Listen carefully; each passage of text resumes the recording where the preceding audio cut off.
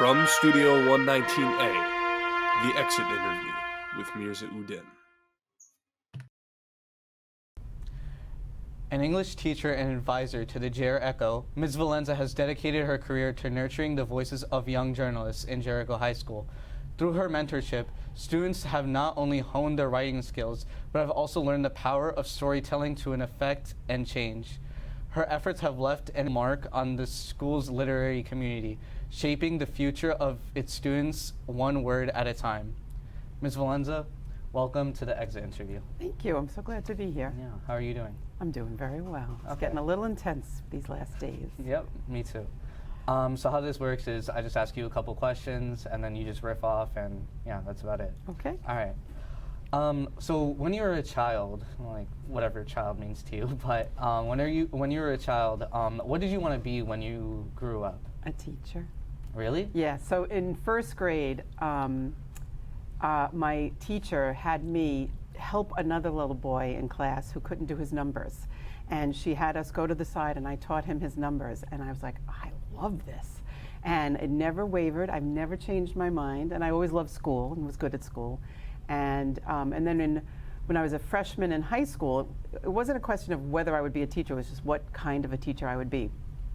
And I loved to read. I was a voracious reader all growing up. And my 9th grade English teacher just was terrible at teaching literature. And I just sat there and said, I'm going to do this better than she could. And that's when I decided to be a high school English teacher. Oh, so you just wanted to just show up to her, just be like... Well, I just didn't want her. She was taking the love of reading away from students, I thought. And I thought that was terrible. And I thought I could do this better than she could. Well, do you think that you were able to do it? I think so. Okay. When you were graduating high school, like 17, 18, what were the plans after? So I knew I wanted, like I said, I always wanted to be a teacher, but I didn't know exactly where I wanted to go to college. Now I'd heard during high school that SUNY Oneonta was a state teaching college, so I got my application. But then I was told by my father that his daughters aren't allowed to go away to school. So then a friend of mine was going to New York University. I said, okay, I'll apply there. And that changed my life. And going there, not knowing anything much about it, because there wasn't even much college advisement back then. It was just, people were happy that you were going to college. It didn't matter where. So I applied to NYU. I got in. I got good scholarships. I was a commuter. And lucky for me, they had a very progressive education department, and I majored in English education. So I came out of college with a degree, and they put me into alternative schools in New York City, which was pretty much where a lot of my project-based learning and all of the kind of teacher I am stemmed from that. So it was a really fortuitous thing. Okay. You said that it was progressive. How was it before versus after in the teaching style? Well, there are two, the traditional method of teaching is, at its most extreme is a teacher lecturing to students so that the teacher has the information that she is imparting to kids. But I always wanted to be someone who had more active learning going on, which was part of the whole progressive movement that goes back to the beginning of education. And so I always did project-based learning and had students more involved and active and engaged in constructing knowledge rather than receiving knowledge. Okay. So that's where a lot of that also, I got a good training with that in college. Okay. Is that where where were the origins of Jericho? So, okay, so that's interesting too. So I had taken a lot of college classes in high school, so I was able to graduate early if I took one summer course. And I took a photojournalism course, and I fell in love. Now, had that happened in my freshman year, maybe I would have changed everything, but it was too late to change, but I loved that. And then in my student teaching, I was paired with a teacher who was also getting trained in video documentary production. And so those things came together.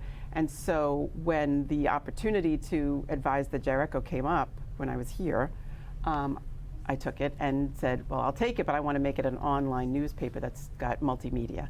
And the administration was happy to hear that, and that's where that all came from.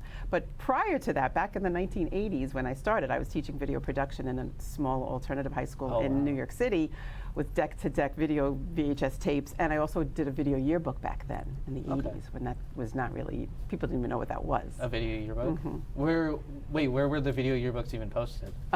They were on VHS tapes that every graduate got. And even when I started the video yearbook here, kids got a DVD. Oh, that's fun. And then eventually, students didn't have DVD players on their computers anymore, so we went to YouTube. Okay. Yeah.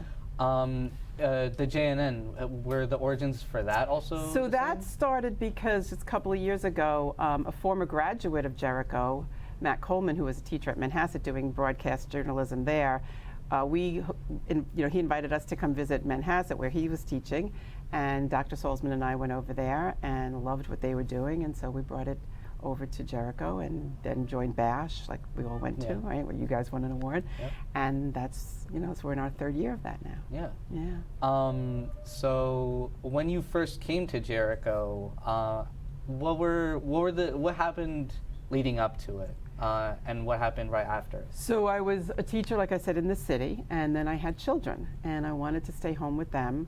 And in those years that I was, I had taken a leave from full-time teaching and was just doing some consulting work.